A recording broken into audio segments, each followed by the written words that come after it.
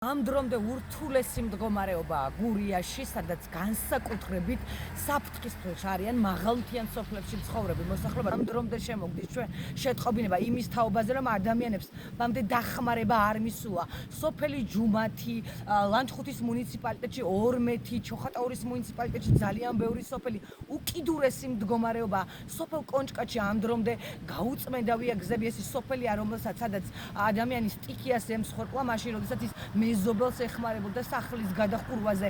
გზები არის გაუწმენდავი, ამ დრომდე ბევრ სოფელში არ არის ელექტროენერგია, ადამიანებს ტელეფონები აქვს დამჯდარია, შესაბამისად მათთან კომუნიკაცია არ ხერხდება, ადამიანები ეძებენ მშობლებს, დედების შვილებს. წარმოუდგენელი ვითარება ამ დროისთვის. როგორც გითხარით, უამრავი ადამიანი ამ დრომდე არის დარჩენილი შიშველი ხელებით სტიქიის პირისპირ და არავინ არ იცის რა იქნება ამ ღამეს. ხედავთ ახლაც რომ გურიაში ისევ ძლიერი თოვა და ადამიანები ამბობენ რომ არ იციან ღამეს სად უნდა გაათიონ, რა უნდა გააკეთონ, რადგან სახლები, რომელიც უკვე ასეულობით სახლია გურიაში დანგრეული, უფრო და უფრო ინგრევა, თოვლის საფარი მატულობს და ადამიანები როგორც გითხარით ისევ დახმარებას ელოდებიან. ხო და კი ხედავთ, სახლი დეფორმირებულია, ნახეთ როგორ არის ჩამოწეული და 3 დღეა ვრეკა 112-ში ზავრიკე ყველგან და რა ვიცი მე. არავინ არ მოსულა, არავის ამბავი არ უკითხავს. დავრეკე გუშინ მერიაში და ძალიან ბევრი სახლია გადასათოლიო. პასუხი ეს იყო და მთავრად. ვიღას უნდა ვთხოვო, ვერავის ვეღარ ვთხოვო, არავინ არ მოდის, არავინ ყურადღებას არ მაქცევს და აბა შეხედეთ როგორ არის სახლია, ნახე ჩამოწეული, ალბათ დაინგრევა და დამთავრდება, ესეც აღარ მექნება. ღამის გასათევიც აღარ მექნება. ვიღაცებთან დავრეკე და 500 ლარი მოითხოვენ გადმოთვლაზე, სად მაქვს 500 ლარი? კი არა, შეშაც აღარ მაქვს, გამითავდა. მთელი ჩემი ცხოვრება რა ხო ვამბობ, 69 წლის ასე გავხდები რა. ახლა 6 სექტემბერს და მე ასეთია, მე თოვლი არ მახსოვს ახლა. იფე ციმბირის პურგაგეგულებოდა რა, იფე ვიყო პიკის პერიოდში ხამით. აქ რაღაცა შესაშინებელი მდგომარეობა იყო. თოვლი თუ არ დავარდა და რაღაცა არ ვიცი რა გვეშველება. გზა უნდა აუცილებლად და რაღაცა მხარს პროდუქტი ან რაღაცა ცოტა შეიძლება დახმარება, მგონი არამე. ამდენი საჩუმარაგიც აღარ გაქვთ ხო უკვე? ნუ ახლა მომენტში თანხა მაქვს რომ წევიდე, მაგრამ საწევიდე, აი მითხარით, არც გზა და არც კვალი. ტრასიდან ამოვა სასწრაფოსექივე ახლა, გამორიცხულია. ზევი თოვლი ამ ხალას მოვა. ახლა მოყვა ძანძე თოვლი ახლა მივდივარ ახლობელთან დავჭი. დავტოვე სახლი და მოვედი რა. გამოერიდეთ სოფელს ან? კი, გამოვერიდე, მძიმე. მათგანაც მოს გორია. ის რომ მოსკდეს, დავიმარხები რა. სახლები ბევრია დანგრეული გზა. ჩემი არ ჩანა. ცენტრალურ გზამდე ლიფსა მომიყვანეს და დავადექი ახლა მარტო გავბედე, წამოსვავ დავრეკე, ხალხზე კიდე არ არიან მოსულები. ერევიდა კაცი სახურავზე ზამ. მეზობელთან ვერ გადახვალ, კიბეზე ახლა 2 მეტრო თოქში გარეთ ვერ გამოდიხარ და სახურავზე რა ხედა. მოყვაში. მიიყვანა კაცი და სახმარებდა და მოყვაში. აი, საჭმელი, ყველაფერი მაღაზიამდე ლისვი რო შევიდეს, საი პირველი ყველაფერი რიგში მეგობაროდა და ნამჩენი მე ახლა შუქი არის. რაცხა ნაწილობრივ მაინც. ვინ გავა ახლა, ხანი ვინ გააკეთებს? ეგრა და მოვდივარ ახლა ფეხით და გერ ქალაქში რო შევაფარო სიდეტრთან თავ. პატარა ბაღნები კიდე აი რო არ მყავდა აქ იყო რა, ხო დავიმსევოდი. მეხუთე დღეა ესეთი ვითარება აჭარასა და გურიაში.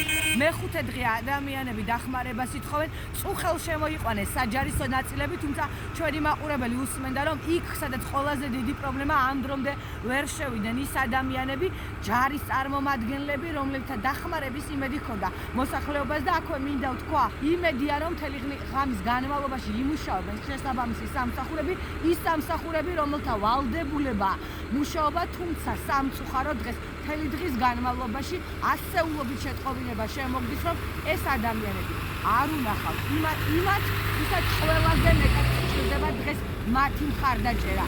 სოფლებში ამ დრომდე არ არის ელექტროენერგია, გაზი, წყალი, ინტერნეტი და ადამიანებთან კავშირი უბრალოდ შეწყობილი.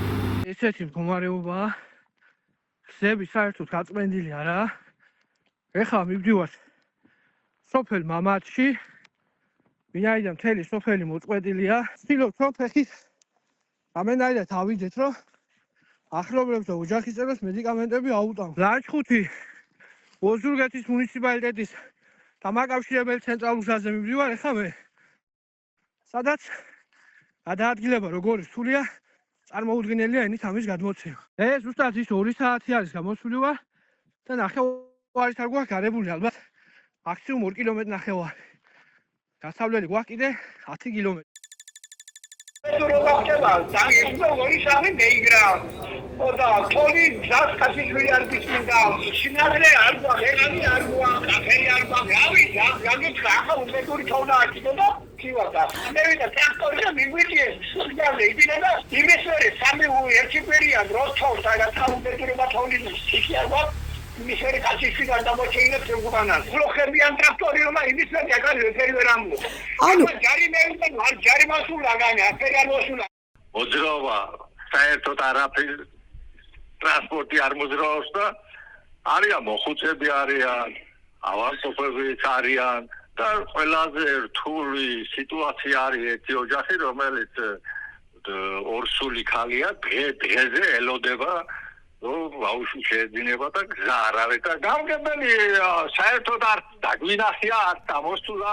გურის მსგავსად ძალიან რთული ვითარებაა აჭარაში, მაჭახელას ხეობაში მიცვალებულის დასაფლავებას ვერ ახერხებენ, რადგან არ არის საავტომობილო გზა, განსაკუთრებით კატასტროფული ვითარება არის ქობულეთის მუნიციპალიტეტში.